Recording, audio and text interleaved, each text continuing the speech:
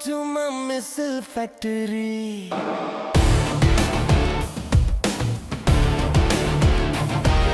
am proud to be telling you our missiles we are selling you. India's finest, straight out Indiana. We can build it if you can dream it. Coupon style, you can certainly redeem it at my Indian Tika missile factory in Indiana.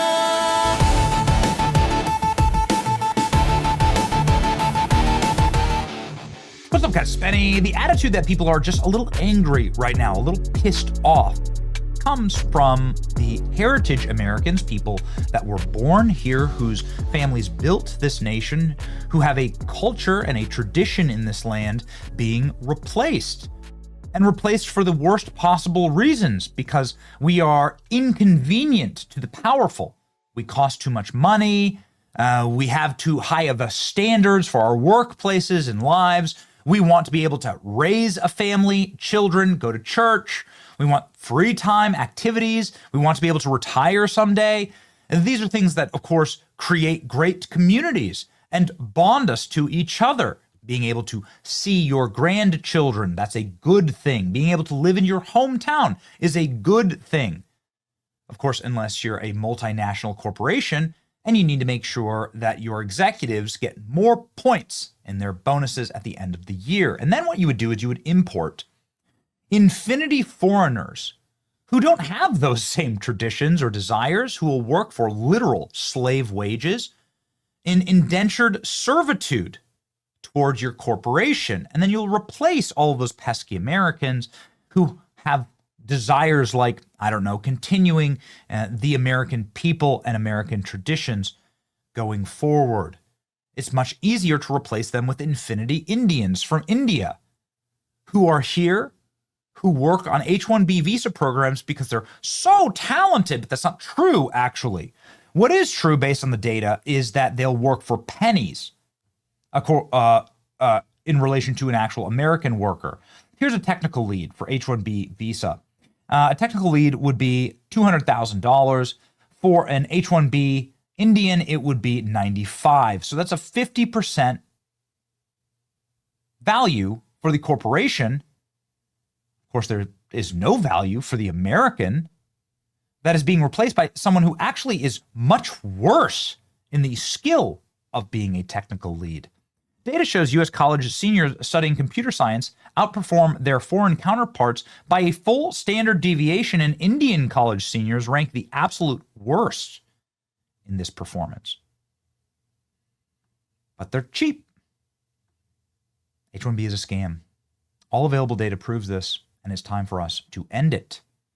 People from inside of the tech industry are obviously saying this and exposing this scam. In my experience in tech, H-1B immigrants were brought over to replace American workers, and no, they didn't train their workers and go back home. That's what the program, of course, is intended to do.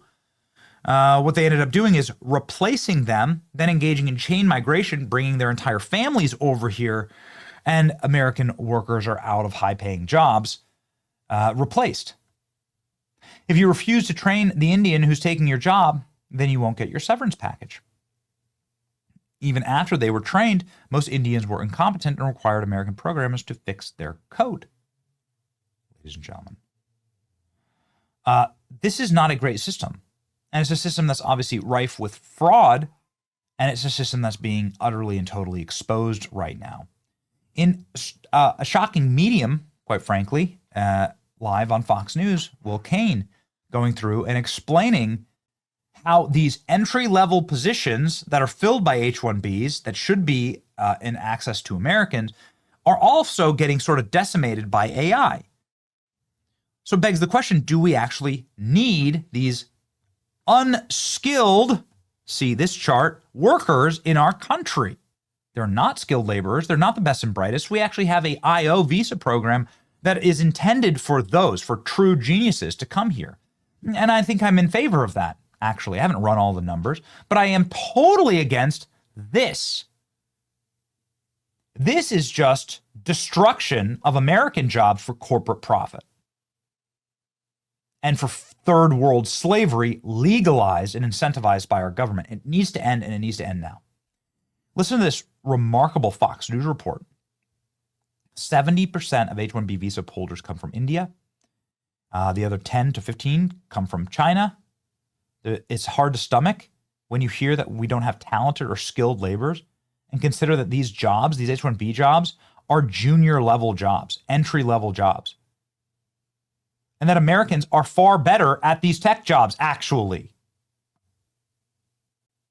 This benefits corporations only. And trust me, they're much cheaper than American workers. Now we need to end the H-1B program and punish people who've been abusing it. Here's the Fox report. Now, did you see this? It's a massive bridge collapse in China. It's sending concrete and steel into a river. This is just months after that bridge opened. Luckily, nobody was hurt.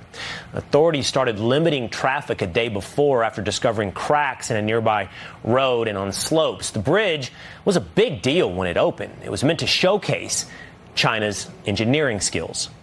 And that got us thinking, is this the evidence we need to import skilled labor into America? It's a big debate today. After last night with Laura Ingraham, this was said by President Trump. And does that mean the H-1B visa thing will not be a big priority for your administration? Because if you want to raise wages for American workers, you can't flood the country with tens of thousands or hundreds of thousands of foreign workers. You also do have to bring in talent. We have plenty of talented people here. No, you don't. We don't have talented people here? No, you don't have certain talents, and people have to learn. You can't take people off an unemployment line and say, I'm going to put you into a factory where we're going to make missiles. What is an H-1B visa? Follow me over to the wall.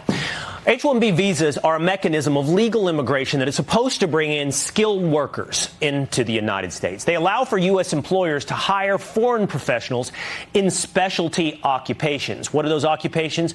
Well, they're mostly in the fields of tech, engineering, medicine, finance, IT.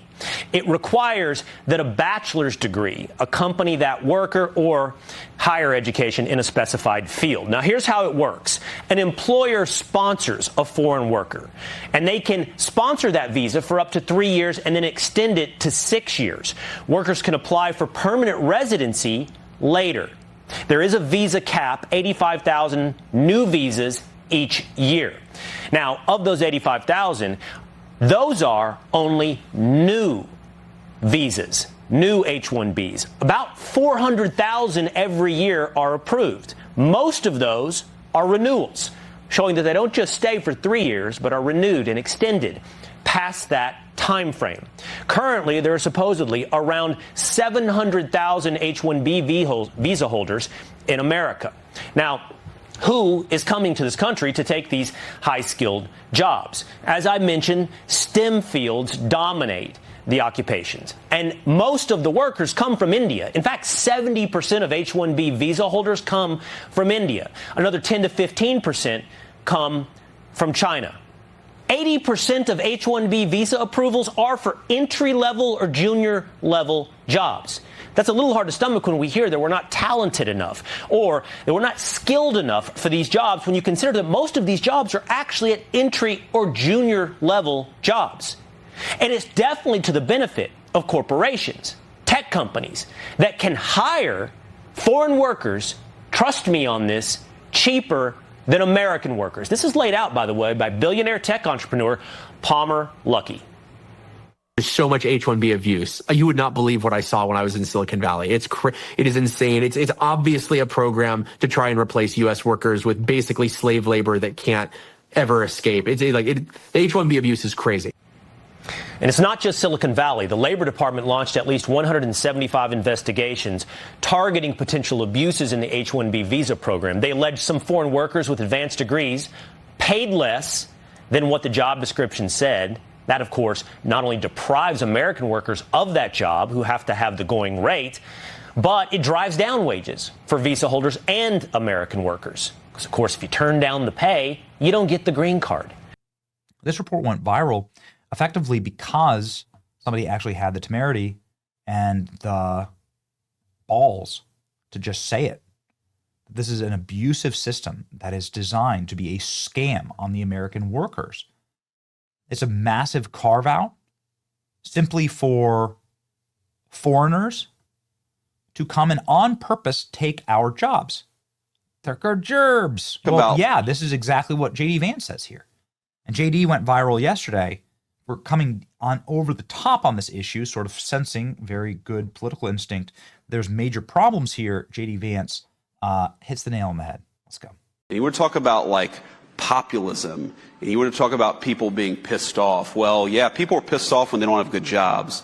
And people are pissed off when things disappear and move overseas. And people are pissed off when they feel like, you know, other countries are being prioritized over the United States of America. And all of that is part of the populist resentment of the past, 20 or 30 years in American politics. You know what really pisses people off? When they realize that their loved ones are dying much sooner than everybody else.